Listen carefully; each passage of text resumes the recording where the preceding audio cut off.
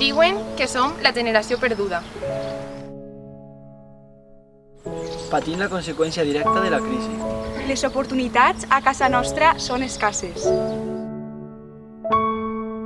Que difícilment arribarem a guanyar-nos la vida. I que ens enfrontem a un futur que és incert.